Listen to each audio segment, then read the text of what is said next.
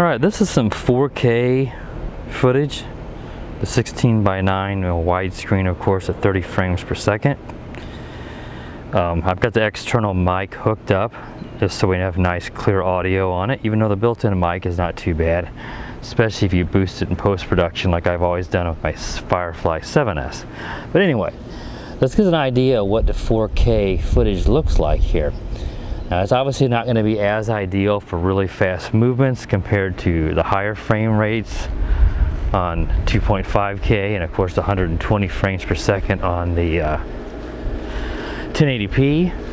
But 4K, I mean, it's just stunning on a 4K TV or monitor. So I want to get some good sample footage here to link to the review video.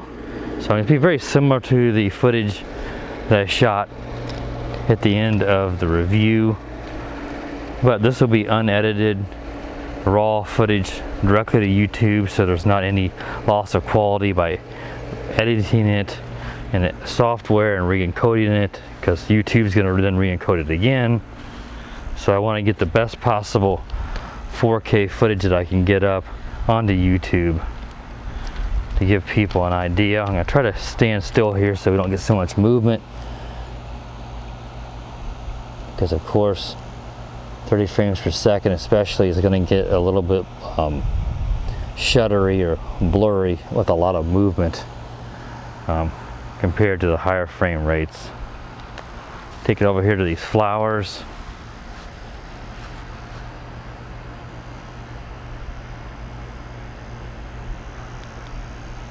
Just kind of panning around here. Maybe try to get a look up here at these little bit of clouds off to the south. And this is still EV is 0. So exposure is 0. The ISO is set to auto.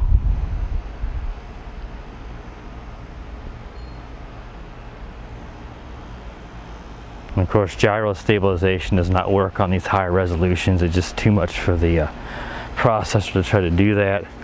It looks like it only works on 1080 or maybe a few of the resolutions in between 2.5 and 1080. There's a lot of resolutions on this camera.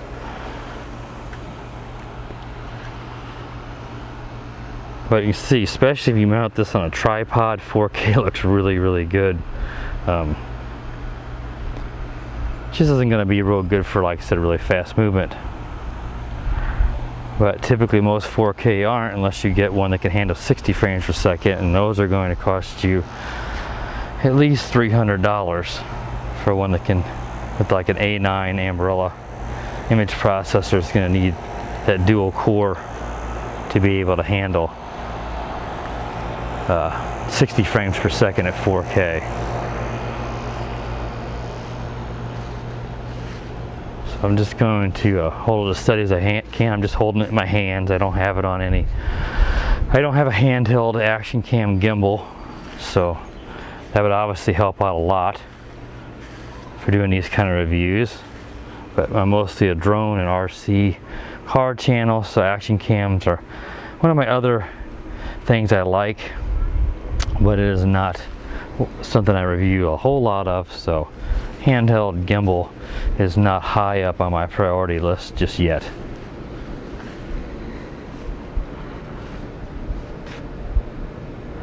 Oh, I think that should be enough sample footage now at 4K. That's about 4 minutes there, so hope that gives you an idea of what the 8S can do at 4K. And of course, you've heard before, and if you caught this video and not my review, the external mic is just excellent. I can't rave enough at how great the external mic sounds on this.